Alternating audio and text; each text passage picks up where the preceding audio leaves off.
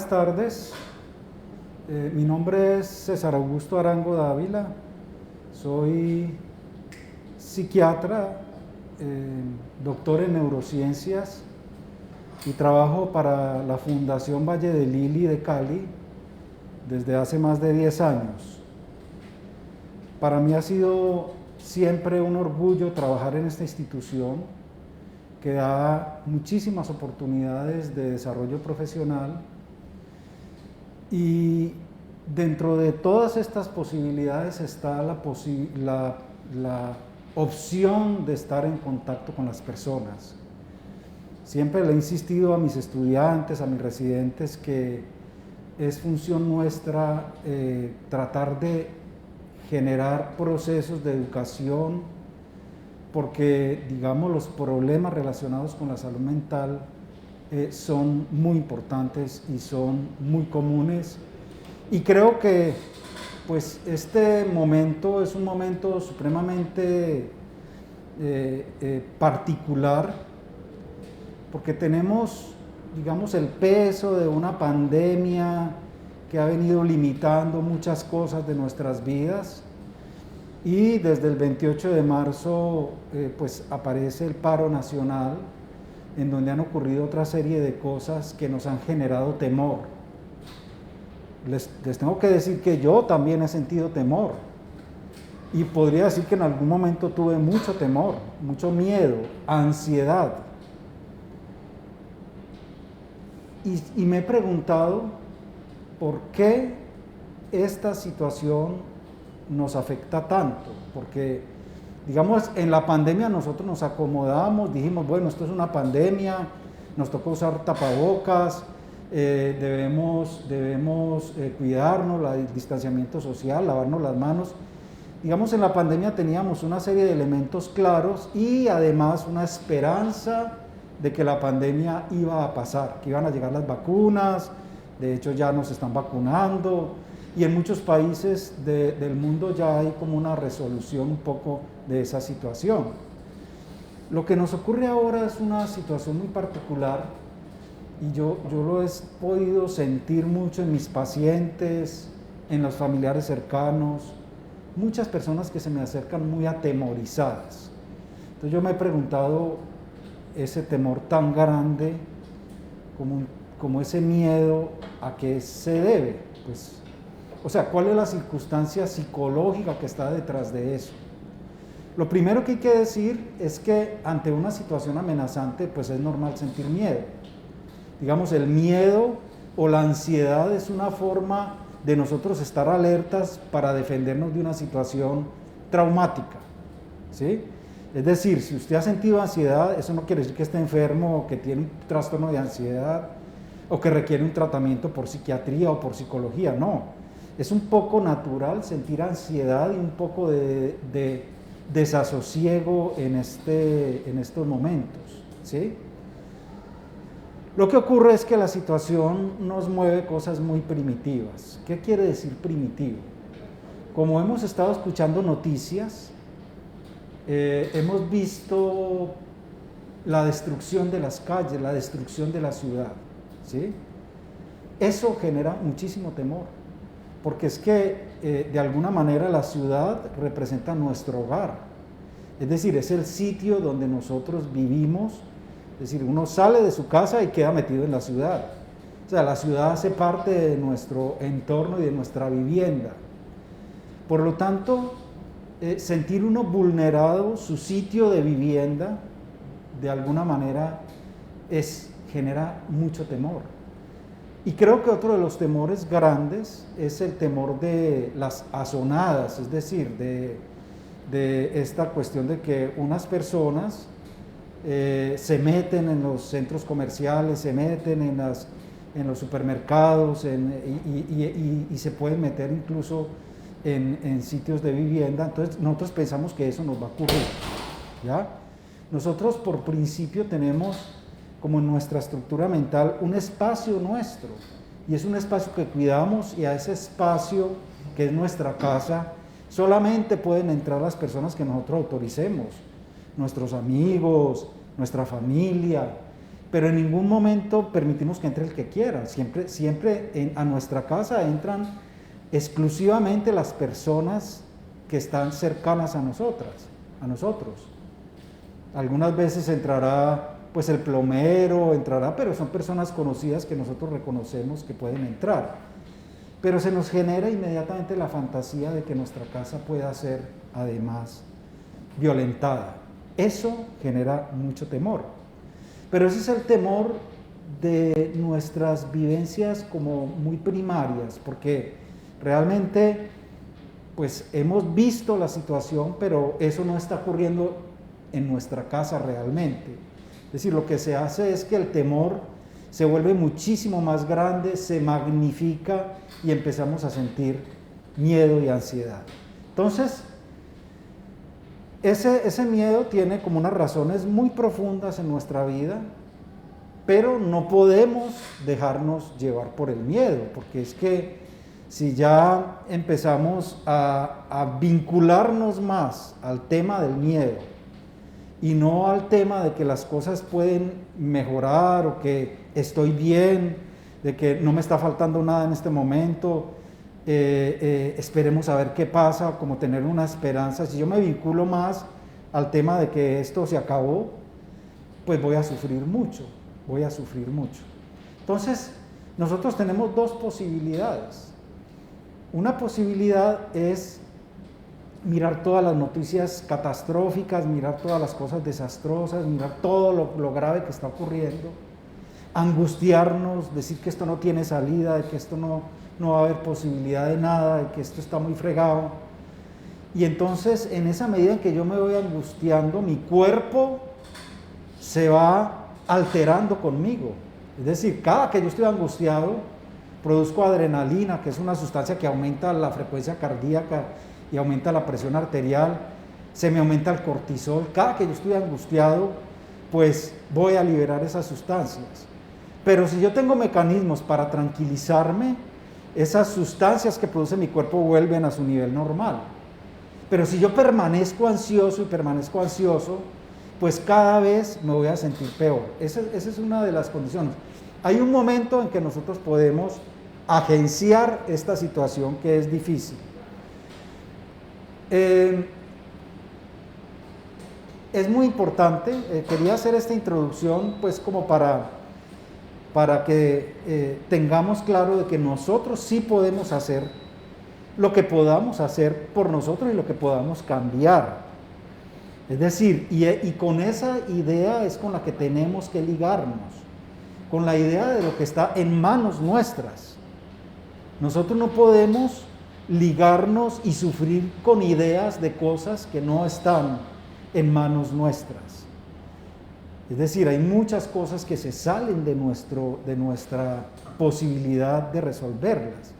Y eso lo tenemos que diferenciar muy claramente. ¿Qué es para mí? ¿Qué es lo que necesito resolver para mí? ¿Qué es lo que está a mi alcance? ¿Y qué de todas estas otras cosas que no están a mi alcance me están angustiando? Entonces que yo tengo que ponerlas un poquito a otro nivel, porque allí en ese punto específico no podría hacer nada. Entonces, los invito, por supuesto, a que pues hagan todas las preguntas que sean necesarias.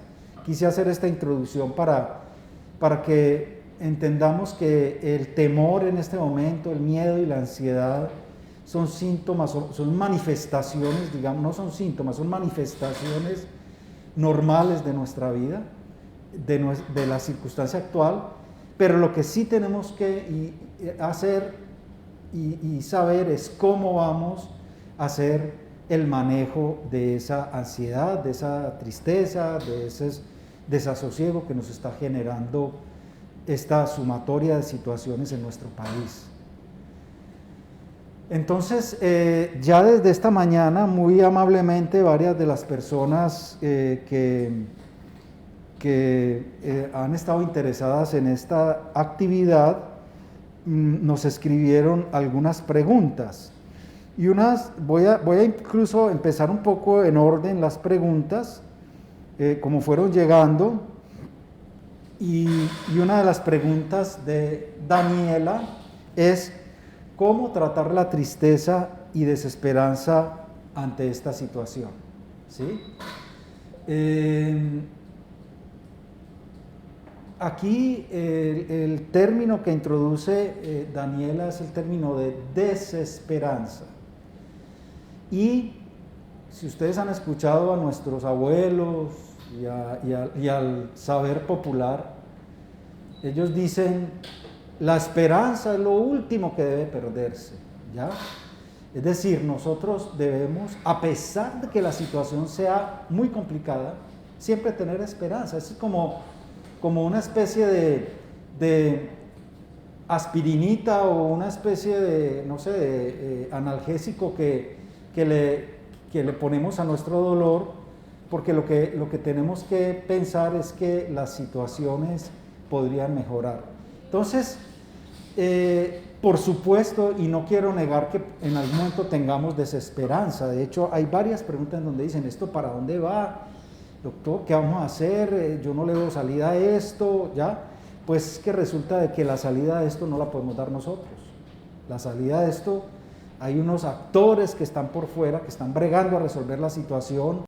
Hay presiones de un lado y hay presiones de otro lado, pero nosotros lo que hacemos es tratar de generar mensajes que sean mensajes de esperanza y de paz, ¿ya?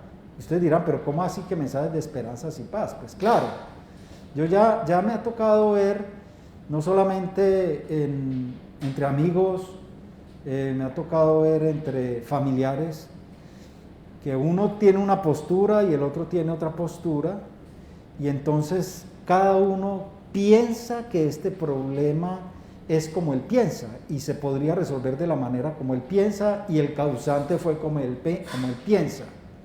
Entonces se generan unas discusiones severísimas y muy orgánicas, y orgánica me refiero a que ya empiezan a haber incluso groserías y palabras inadecuadas o actitudes despectivas, y finalmente quedan bravos. Dos personas que se quieren mucho quedaron bravos por una cosa que ellos dos no pueden solucionar.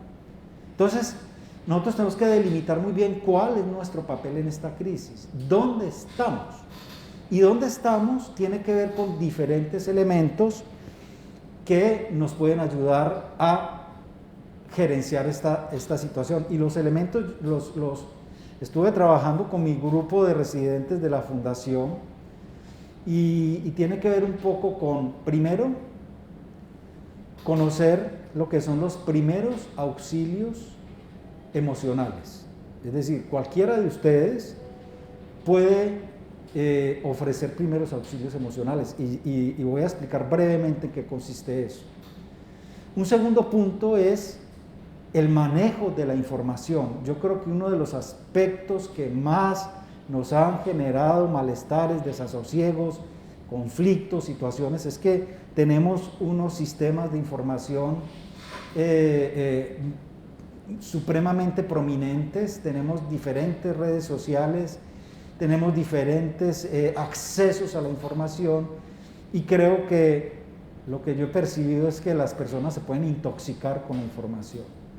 Se pueden intoxicar y además angustiarse más, y entonces vamos a considerar un poco ese punto del manejo de la información a través de las redes sociales y de otros tipos de información. Porque si nosotros aprendemos a manejar eso, posiblemente se nos disminuya mucho las dificultades. Hay otra cosa que tiene que ponerse en juego en este momento en nuestras vidas, y es los buenos hábitos de vida. Es decir, ustedes dirán, pero ¿cómo así que los buenos hábitos de vida en medio de este desastre que estamos viviendo? Pues sí, nosotros en nuestra casa, en nuestro entorno inmediato, con nuestra familia, con nuestros amigos más cercanos, podemos generar buenos hábitos de vida. Es decir, en medio de esta situación. Y también hablaré un momentico de eso. Porque el otro componente que anda por ahí y que yo creo que es muy importante tenerlo en cuenta es, y lo discutía con mis residentes, es los hábitos del sueño. Es decir, nosotros no podemos de pronto dejarnos llevar por todas estas angustias y esto, y hacer que nuestro sueño se perturbe, ¿sí?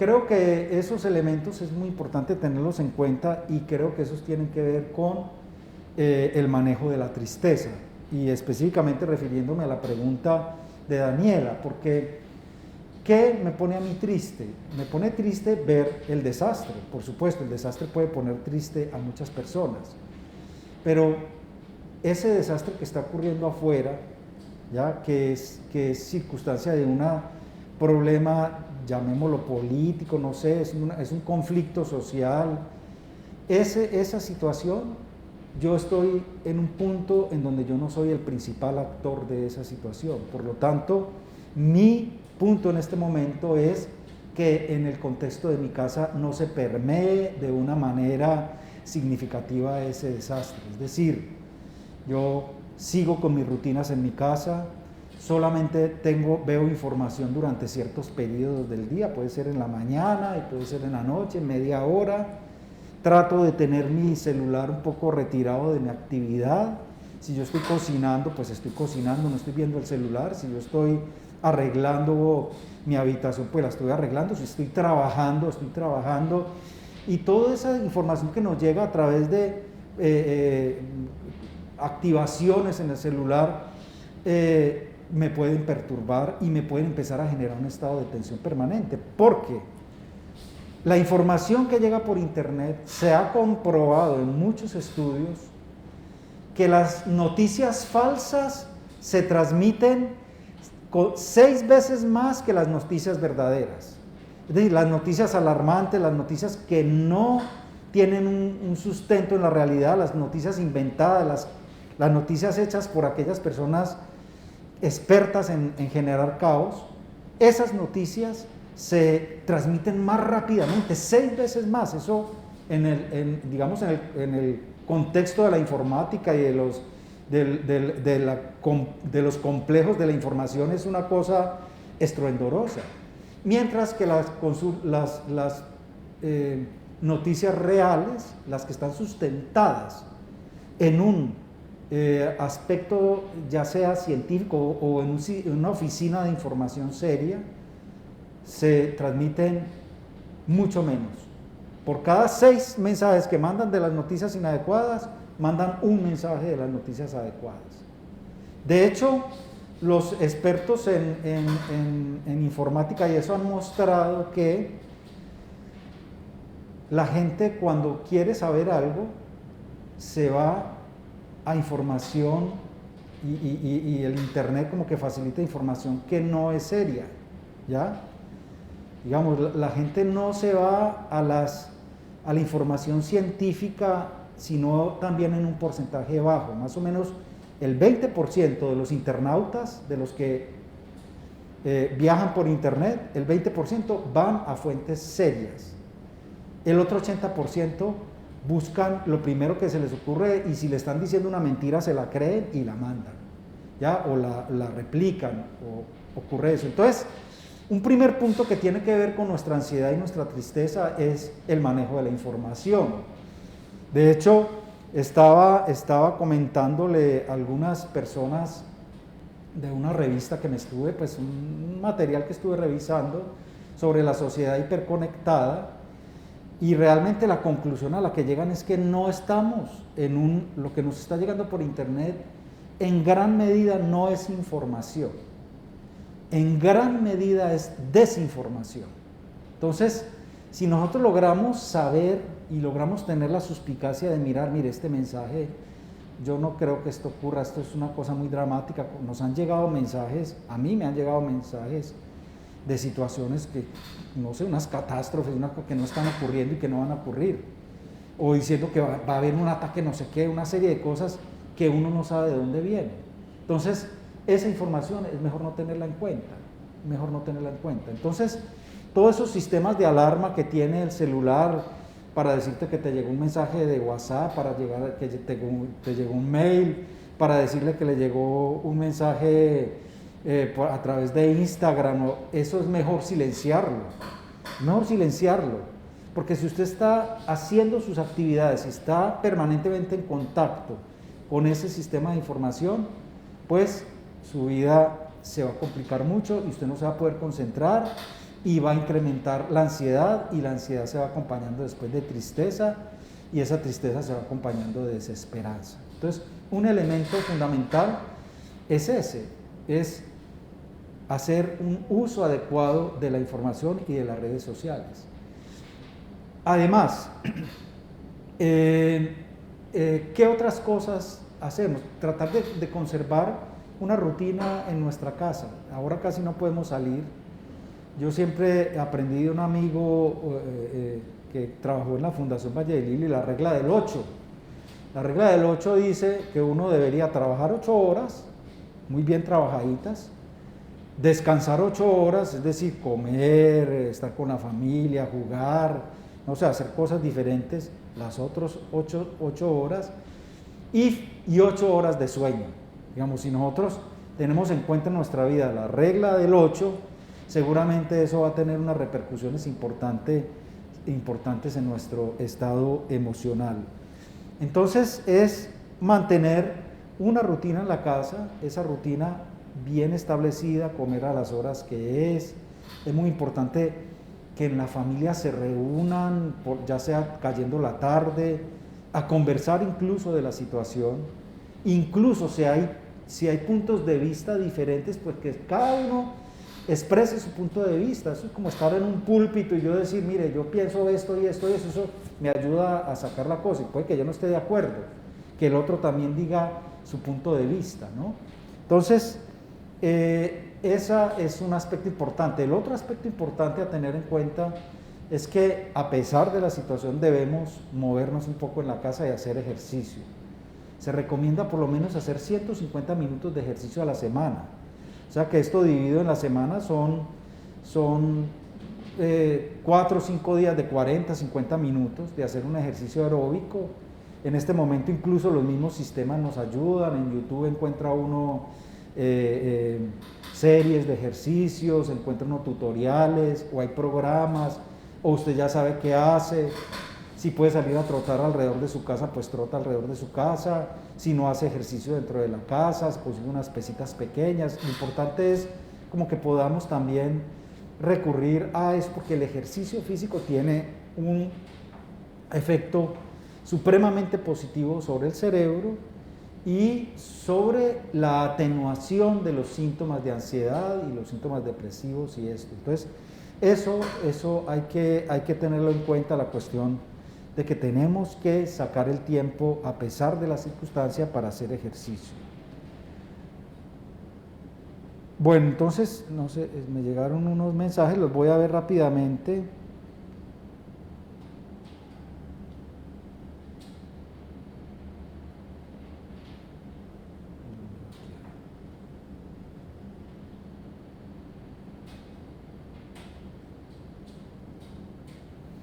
Bueno, hay unas preguntas.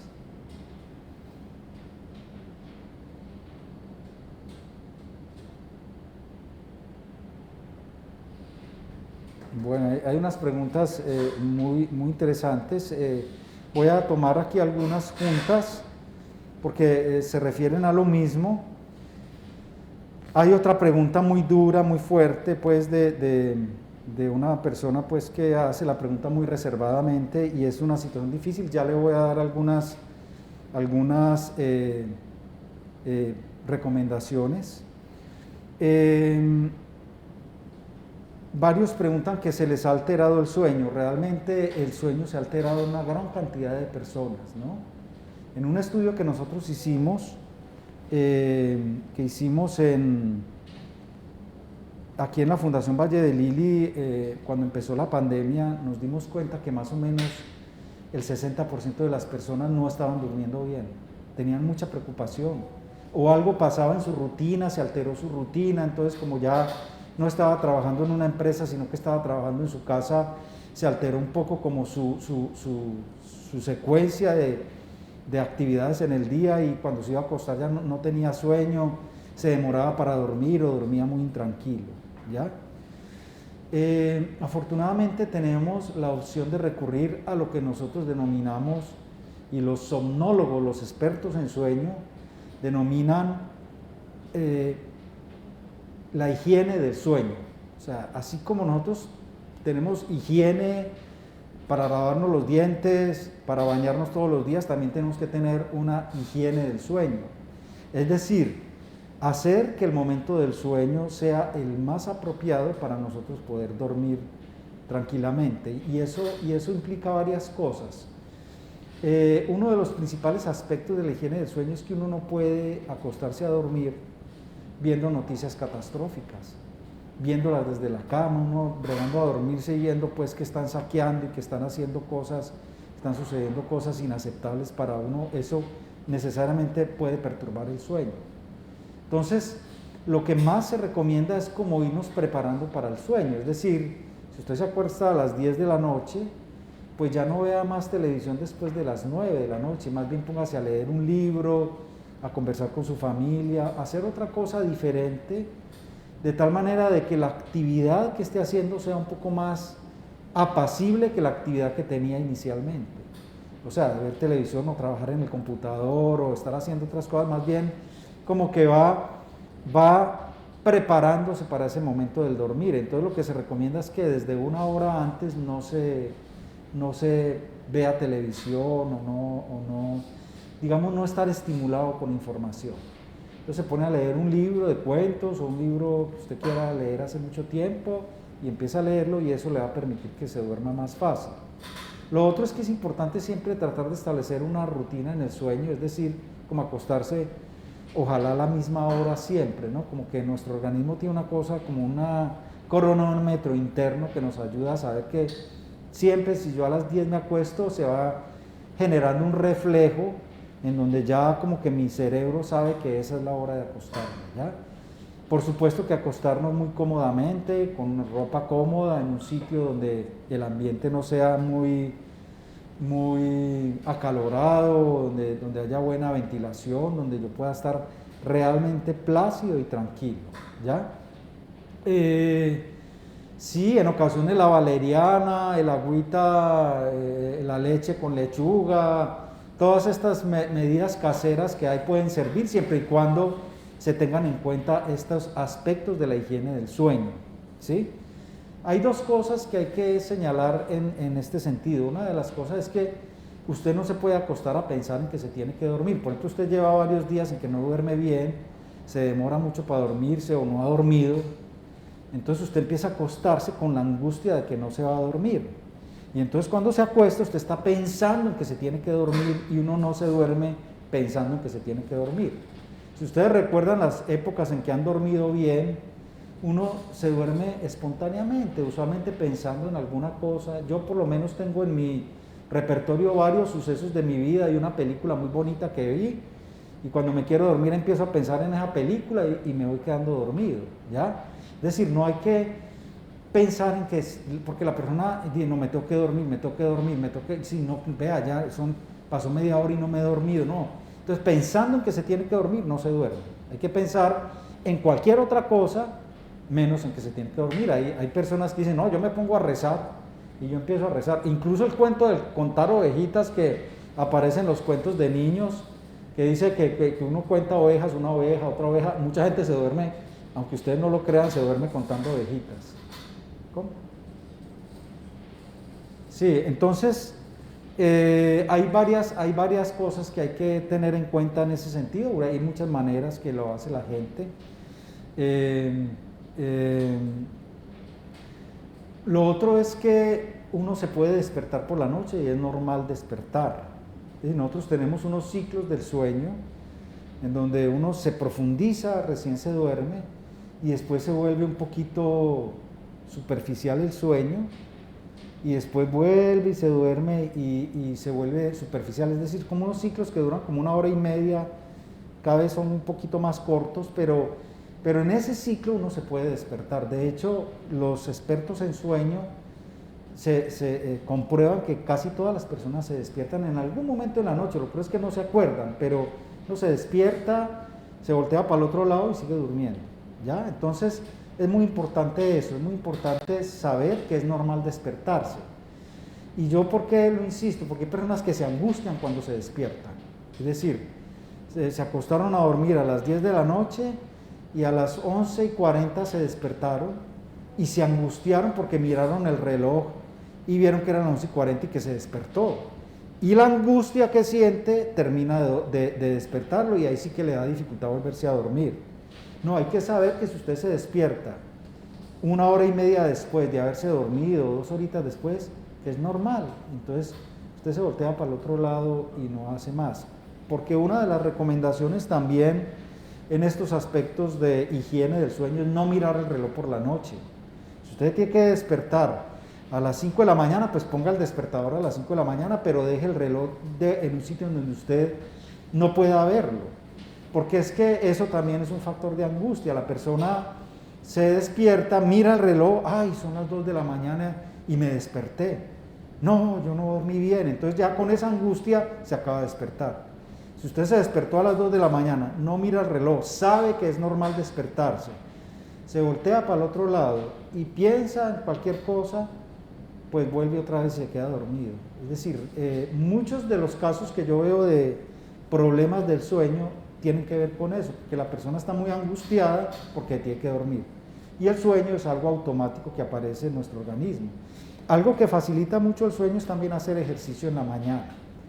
Ya, eso lo pueden comprobar fácilmente. Si usted hace 40 minutos o 30 minutos de un ejercicio moderado en la mañana, todos los días, se va dando cuenta que a partir del quinto, sexto, séptimo día su sueño se empieza a regular y a moderar. Entonces, esas son las medidas de higiene del sueño. No es recomendable tomar pastas para dormir.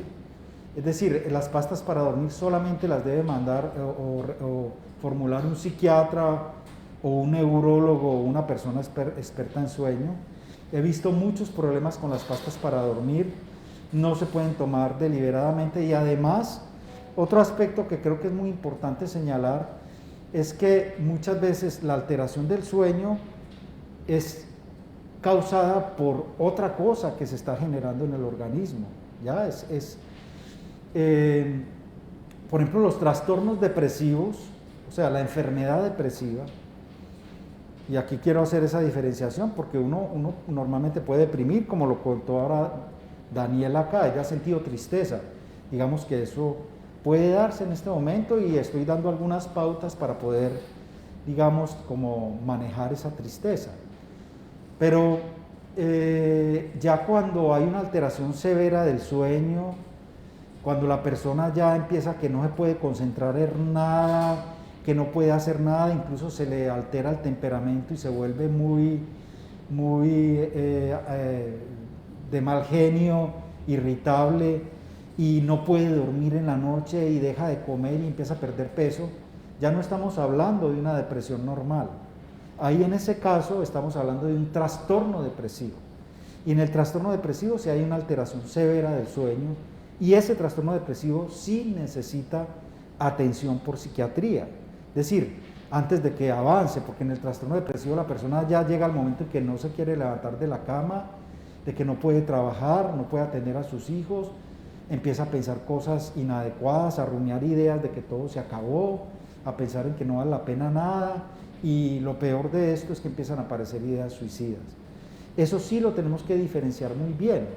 Es decir, yo demorarme para dormir o dormir un poquito incómodo en estos momentos de zozobra, de angustia y de incertidumbre, pues digamos lo que es normal. Pero si el insomnio es muy marcado y no duerme nada y al otro día se levanta mal y no puede volver a dormir al siguiente día y empieza a tener pensamientos, se lentifica, no es capaz de concentrarse en nada, en ese caso sí es importante consultar al especialista. Bueno, siguen habiendo muchas preguntas, me parece muy bien, espero poder resolverlas todas. Lo que ocurre es que hay temas de todos los tipos. Bueno, pero entonces,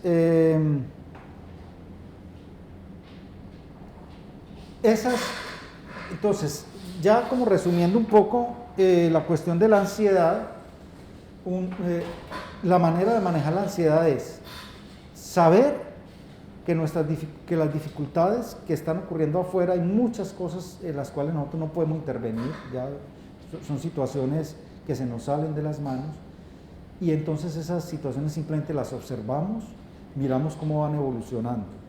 pero sí hay muchas cosas que están en mis manos resolver. Por ejemplo, estar pendiente de mis hijos, estar pendiente de mi casa, generar algunos aspectos de seguridad posiblemente, saber que tengo que ir a mercar, saber dónde están vendiendo cosas en este momento, como resolver lo que me corresponde en este momento, trabajar si puedo desde la casa, todas esas cosas me ayudan a disminuir la ansiedad.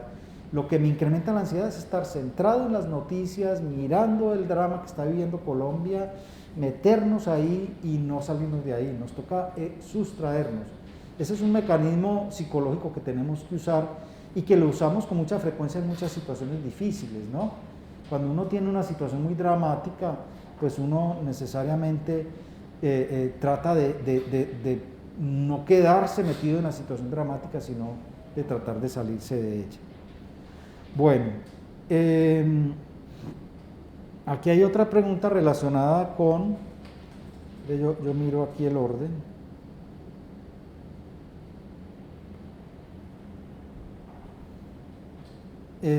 Con la situación de la pareja, ¿no?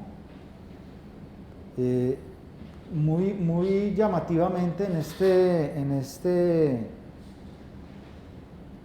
durante la pandemia tuvimos la oportunidad de ver las consecuencias que tuvo la cuarentena en el desarrollo, en el estrés de pareja y el estrés familiar. Nosotros hicimos el estudio de 253 familias, las observamos con una serie de instrumentos y encontramos que el 70% de las familias estaban estresadas, ¿ya? Es decir, que había algún grado de estrés, pero el 25% estaban muy estresadas. Digamos que yo diría que entre el 25 y el 70% era un estrés como el que cualquiera de nosotros puede tener en su grupo familiar por la circunstancia, ¿ya? Yo estoy en mi casa y empiezo a escuchar explosiones afuera o empiezo a escuchar tiros, pues yo me asusto mucho y eso me genera un estrés y me hago en un sitio seguro de la casa, ¿ya? Pero después eso pasa y hablamos de lo que ocurrió y me tranquilizo, ¿ya? Pero la situación es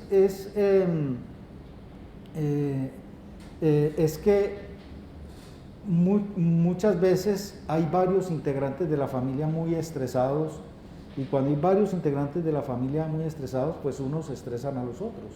Es decir, el que está menos estresado se estresa, es decir, se forma una dinámica muy compleja porque lo que nosotros vimos en nuestro estudio es que habían familias en donde habían 2, 3 personas con síntomas ya severos de depresión y de ansiedad y que en ese caso sí necesitarían una atención profesional.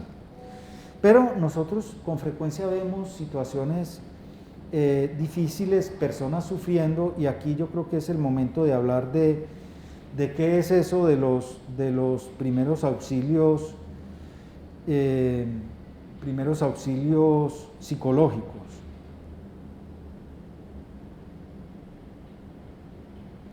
Ahorita voy a hablar de algunas estrategias, me están pidiendo acá algo de terapia, pero entonces normalmente cuando hay una persona que le pasó algo muy grave, por ejemplo que le tocó una zonada, que llegó muy estresada de la calle porque le tocó ver una situación muy complicada, o que no sé, le dieron un golpe o la atracaron o no sé, algo pasó muy complicado y llegó a la casa muy estresada, llorando y angustiada. Normalmente lo que hacen las personas como por ayudarle es tranquilícese, no llore, no deje de llorar, no. Pues precisamente es todo lo contrario lo que tenemos que hacer. Si la persona está llorando, dejémosla que llore, ¿ya? Es más, facilitémosle que llore incluso. Nosotros podemos decirle a la persona que te pasó algo muy complicado, llevárnosla a un sitio muy tranquilo, o a algún sitio de la casa tranquilo, donde esté, en un sitio tranquilo, para que esa persona nos cuente lo que pasa y si está llorando, dejarla llorar, ¿ya? No decirle que no llore, porque el llanto es una forma como nosotros, digamos, de alguna manera elaboramos nuestras emociones adversas, ¿ya? Entonces, nosotros lo que tenemos que hacer es escuchar a la persona sin en ningún momento criticarla, ¿no? Porque hay veces que aparece esa tendencia. Los primeros auxilios psicológicos implican que usted escucha a la persona, pero que sea neutral en lo que está diciendo, con relación a lo que está diciendo la persona. Si la persona dice algo que usted no está de acuerdo, usted en ese momento no es para que usted le plantee su punto de vista, no, solamente escúchela para que la persona pueda hacer lo que los psicólogos llaman la catarsis y de esa manera pueda irse tranquilizando, ¿ya? Entonces usted la escucha, no la critica a la persona, no le da su punto de vista, le refuerza un poco su sentimiento de que es normal sentirse uno triste y angustiado en el momento, por el momento en que pasó, decirle que ya estamos en un sitio seguro, que ya no va a ocurrir nada más, que tranquilo, que está con nosotros. Digamos, la red de apoyo es supremamente fundamental en estos momentos y es otro de los aspectos que hay que hablar, y entonces de esa manera nosotros podemos apoyar a esa persona. Ustedes van a notar que cuando ustedes asumen esa actitud no censuradora, y esa actitud de escucha, y esa actitud como de cogerla un poquito en el hombro, como de contención, la persona van pasando los minutos y se va tranquilizando, ¿ya? E incluso la persona ya empieza a plantear cosas para hacer. Por ejemplo, ocurrió una situación muy difícil, entonces ya después la persona se tranquiliza y empieza a decir, no, yo creo que para la próxima vez yo haría tal cosa, yo no voy a volver a pasar por ese mismo sitio, creo que fui muy irresponsable porque salí en este momento, ya sé que no lo voy a volver a hacer. Es decir, ya la misma persona empieza a crear, digamos, como la respuesta a sus situaciones y las soluciones para que no se vuelva a repetir. Entonces se van a dar cuenta de que si ustedes hacen unos buenos primeros auxilios psicológicos, es la misma persona la que va encontrándole salida a sus dificultades y a sus cosas. Entonces, eso es muy importante. Y otra de las cosas que disminuye mucho la ansiedad y que es supremamente importante y que tiene que ver realmente con las personas que tienen buena resiliencia es tener un buen contacto con nuestra red social. La red social, no me refiero a las redes sociales de internet, sino mi red social verdadera. Es decir, mi familia cercana, la familia extensa, que son los tíos, los abuelos, los primos, estas personas, los amigos, ¿ya? Se ha visto claramente que las personas que tienen mayor capacidad de relacionarse con los otros tienen mayor resiliencia. La resiliencia es un concepto que se ha vuelto muy común en el campo de la psicología, incluso de la psiquiatría, y se refiere a la capacidad que nosotros tenemos de enfrentar las dificultades, ¿ya? Lo que es claro para todos los psicólogos es que la vida está llena de dificultades. Es decir, la vida tal vez ni valdría la pena si no tuviera dificultades. La vida siempre implica tener que resolver problemas, tener que resolver situaciones, tener que enfrentar cosas que no queremos, tener que afrontar todas situaciones que son adversas, ¿ya? Cuando la vida solo es posible si hay problemas. De hecho, así es, ¿ya? Nuestra gran capacidad de adaptación a las circunstancias es la capacidad que tenemos si tenemos capacidad de resolver todos los problemas que se nos van presentando en la cotidianidad. Pero una de las observaciones que han hecho relacionadas con la capacidad que tienen los individuos de resolver problemas tiene que ver mucho con su red social. Es decir, cuando yo tengo personas de confianza que les cuento mis cosas, cuando yo tengo una buena relación con mis amigos, con un tío, hablo con él, cuando yo recurro a este contexto social, eso me ayuda más a resolver las cosas. O sea, una de las cosas que es muy importante que quede muy clara en este conversatorio es que tenemos que hablar con nuestra familia, tenemos que acercarnos, tenemos que hablar de las dificultades, no a toda hora hablar del problema, buscar otros ambientes con la familia, pero tenemos nuestra red social para poder descargar un poco nuestros temores y nuestras emociones. Entonces, ese es un punto supremamente importante. Y las otras personas que han mostrado que tienen buena resiliencia son las que siguen luchando por un objetivo en su vida, ¿ya? Es decir, Y eso es muy importante que lo tengamos en cuenta. Yo puedo tener se están presentando todas las dificultades en este momento de la vida y nos está generando mucha incertidumbre, mucha tristeza y mucho dolor. Y nosotros tenemos que seguir pensando en nuestros planes, en lo que queremos hacer, en nuestros planes futuros. Si yo lo que quiero es estudiar, si yo lo que quiero es estudiar o lo que quiero es hacer un posgrado o quiero de pronto trabajar en tal área, pues yo tengo que seguir luchando por eso, sea por internet, como sea, pero si yo considero mis planes futuros como una opción y la sigo teniendo en cuenta a pesar de la situación crítica, eso me puede dar más resistencia y me puede ayudar de una manera más clara a mi situación. Creo que se me está acabando el tiempo. Dayana, ¿cortamos de una vez o sí? Ya no hay más tiempo. Se fue. No fue. Me da pena porque quedaron preguntas sin resolver. Hay unas situaciones pues que sería importante renombrarlas, pero yo creo que ya para concluir me gustaría que tuvieran en cuenta varios elementos. Estamos en una situación de incertidumbre, estamos en una situación en donde hemos visto desastres, hemos visto ataques, hemos visto muertes, hemos visto invasiones, hemos visto azonadas, hemos visto muchas cosas.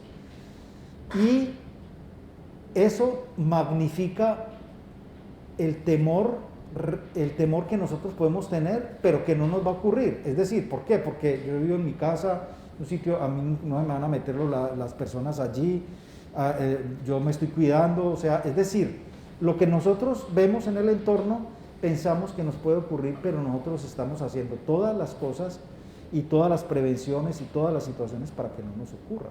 Eso es, por ejemplo, de las cosas que podemos hacer. Entonces, tener muy en cuenta, lo primero es que la información tenemos que como controlarla, es decir, tener un control de la información. Primero, todas esas redes sociales y eso, procurar hacer un manejo lo más sensato de esas redes sociales, disminuir la cantidad de tiempo que estamos pegados viendo noticias malucas y esto, y tratar de organizar ese tiempo para otras cosas. Estar ocupados en la casa, tener en cuenta la regla del 8 horas de trabajo, 8 horas de descanso, de disfrute, de compartir con la familia y 8 horas de sueño. Tener en cuenta todas las reglas de la higiene del sueño de las cuales le he hablado y estar en comunicación con la familia, con los amigos, con las personas cercanas, porque esa red social es una red que nos ayuda a atenuar un poco nuestros temores.